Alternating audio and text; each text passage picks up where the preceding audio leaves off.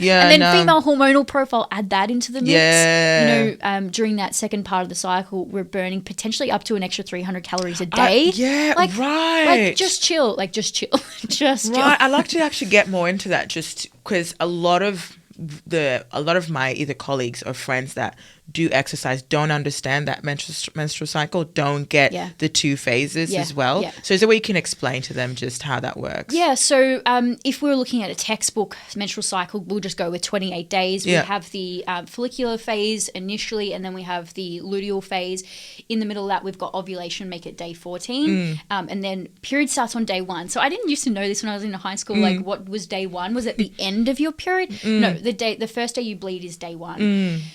So within that, the 14 days of that luteal phase textbook, we're going to see body temperature increase a little bit. At the start of that, we see testosterone rise a little bit briefly, and we see metabolic rate increase maybe by up to 300 calories. But the thing is, we also see some instability in blood sugar, which means we are going to be typically craving different foods and maybe high-fat, high-sugar foods during that period of time. So our metabolism has increased a little bit, but our desire for food also increases. And this is where some people can really get themselves in a bit of a bind, because yes, okay, we're getting an increase in metabolic rate, so I can eat more, but I'm craving more, so I actually then surpass that extra 300 calories that I might have been able to eat, and I then overeat. Right?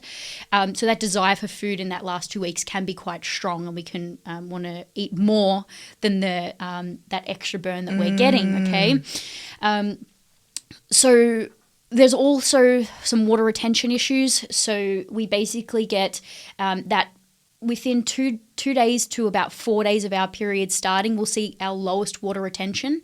So day 2 to day 4, day 5 of a period, when we stand on a scale, if we're in a maintenance phase, we'll see our lightest weight for the month. Okay. Then the week 2, we'll see it rise a little bit. Week 3, we'll see it come down a little bit. Week 4, it's going to skyrocket. Right. Okay. And how does training look like in those phases? So training during the follicular phase, that first part is probably going to feel a little bit better, actually. You know how people talk about don't train on your period. It's bullshit. You actually might have really good sessions on your period, depending on, like, let's just be real, flow can very much impact what you're wearing and not being comfortable. Okay, so I get that.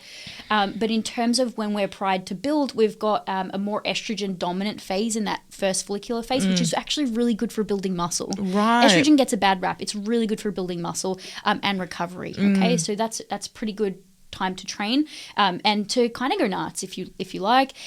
During the luteal phase, again, it's so different between individuals, but things can be a little bit more challenging during that stage, and we're not actually utilizing carbohydrates as well for fuel during that stage. We're actually utilizing fats a little bit more. So we might find, that sort of quick work, that like high intensity sort of work, even like just a few reps, maybe 3 reps of something feeling pretty hard and pretty heavy during those times. Should you program around your cycle? I recommend highly do not, because who's a robot? Who is doing this thing consistently? Who has a consistent 28-day cycle? I wouldn't bother. I wouldn't bother. I would do something called auto-regulate. Have you heard of auto? It just means when you come into the gym, just say you're working within a couple of reps of failure, 2, 3, whatever, do that on the day as best as you possibly can, and don't concern yourself too much if the weight has to be a bit lighter. Right. If you're legitimately within 2 reps of failure, you've done your job. Right. If it's a little bit lighter than last week, maybe you're in your luteal phase and things are harder. It's okay. It's not going to be the end of the world. So this is called auto-regulation, where you just regulate your own training sessions. You know what failure looks like. You understand working just a few reps shy of that. Right. You come in and do that as best as you can. Yeah, right. Yeah, no, good to know. I mean, I feel like I hit my PBs right after my period. My leg sesh is like there you go, smashed.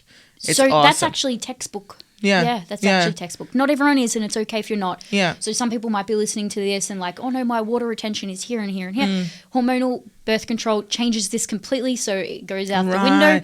Right. And how does that change? Just I know we're kind of going off a tangent here, but how does being on on the contraceptives? Is it just... So there's many different versions of pills, and I haven't presented on this for a long time, so I'm going to be a bit... No, it's all right. Yeah, but there's many different versions of pills, and they all impact each person very differently. Okay, Yeah, so right. the research, you know how there's like this thing of the pill, it gives you makes you gain weight. Yeah. Not in all the circumstances. Research actually doesn't show that. Okay. Research actually doesn't show that, but it can. Some people gain like 20 to 30 kilos. Some people lose weight on the pill. In terms of training, we can unfortunately... Okay, no, I need to start that again. There was a meta-analysis done, I think, in 2019 that was looking at all of the research papers in terms of hormonal birth control on muscle mass. Not that many, and a lot of them are terrible. So the meta-analysis noted that a lot of the studies were very poorly done. They were using pills that weren't even the same. They were using groups of women on different hormonal contraceptives in their research papers, right? It was just a mess. But what they did find, it may have a slight impact on training performance long term if you're on hormonal contraceptive. It may. Negative impact, okay?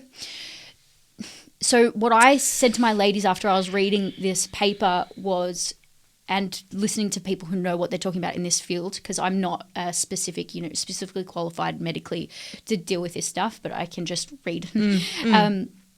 Is if you need to be on the pill for, again, I'm not qualified, but like endometriosis or heavy periods or whatever. PCOS and all that. And mental health too. Like for some women, it's just horrendous, and the pill has helped them a lot. Just, you don't worry about your muscle mass, man. You need to consider your mental health. Like you talk to your doctor and do that. If you're an athlete, if you were trying to be an elite level athlete, there may definitely be a need to not be on it. Right. Especially for women who have high levels of testosterone, especially women with PCOS with high levels of testosterone. We often find that they can actually gravitate towards the elite athlete status because of that elevated testosterone. They're kind of beating the other women. Right. So I have said to my ladies before, I know PCOS is not fun.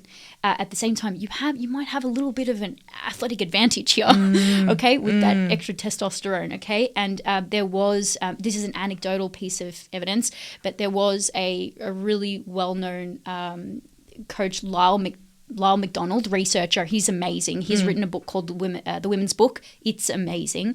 But he had an elite level powerlifting client who had PCOS, went on the pill, and actually her progress notably declined for 2 years whilst on the pill, came off it, and then was able to continue to progress again. And again, anecdotal, he thought potentially it was the impact of her testosterone from taking the pill, which brought it down. So it's really interesting. So again, I would consider your circumstances. Do you need it for contraception? Yeah. Do you need it for your mental health? Yeah. Unfortunately, it seems like maybe there might be some health issues with the pill that is starting to come out. I don't know what's true, and I don't know what, again, is outrage culture. Just consider your own circumstances. Right. Don't worry about your muscle mass unless you're an elite level athlete getting paid, because then maybe it's your house that you need to support. Yeah. No, that's very, very interesting. I think